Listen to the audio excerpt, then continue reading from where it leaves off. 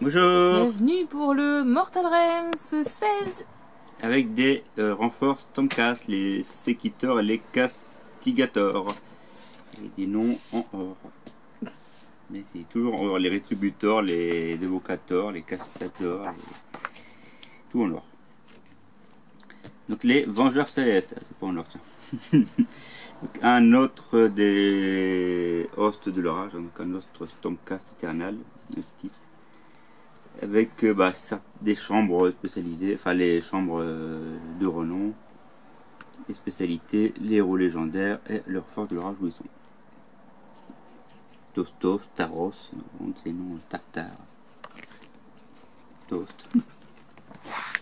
Donc eux ils sont couleur bleu turquoise généralement, et avec un peu de rouge et du blanc sur les épaulières comme celui-ci. C'est un Lord Céleste, c'est un chef. Ensuite l'ascension spectrale, la deuxième partie. Donc là on peut voir les Mortars. Donc Neferata, Manfred van Karsten qui a un petit peu joué un grand rôle dans la fin des temps lui. Et Arcane le Noir, le principal lieutenant de Nagash. Et le seul en qui Nagash a vraiment confiance. Lui c'est un peu le rôle de traître. Lui c'est vraiment l'esclave, on va dire, il fait tout ce que Nagash demande. Et elle c'est la chef de l'Empire qui est un petit peu entre les deux. Elle oublie mais un petit coup de derrière elle le fait. Et ensuite on a d'autres Mortars, on a ici Lady Holland, la Dame Hollander qui est arrivée il n'y a pas longtemps. On aura d'autres Mortars par la suite. Description des royaumes, on combattre le feu par le feu.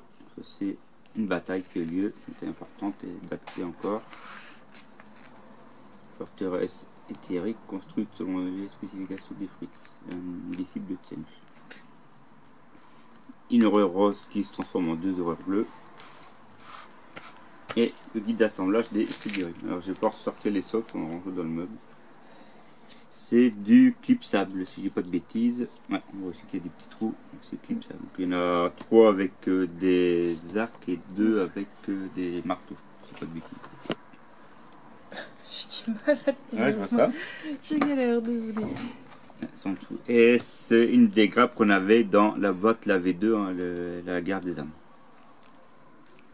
La peinture, les pots de peinture qu'on a jusqu'à maintenant, les 5 figurines qu'on vient d'assembler. Et ensuite c'est parti pour les sous-couches et les peintures. Donc ça c'est avec la force, c'est toujours les mêmes codes couleurs. Et là, donc ça, ce que ça donne maintenant. Avec le Questor, la Stormcast Accantator, la baliste, et un échantillon de Séquitors et de Castigators. Et partie test au cœur des ténèbres. Donc là, le petit terrain, la magicienne et l'autre magicienne en face avec ses guerriers. On rappelle un petit peu ce qui a eu lieu dans le numéro 5, ça. Suivi de référence. Et ensuite c'est parti. Éternel tour 1, éternel tour 2, etc. etc.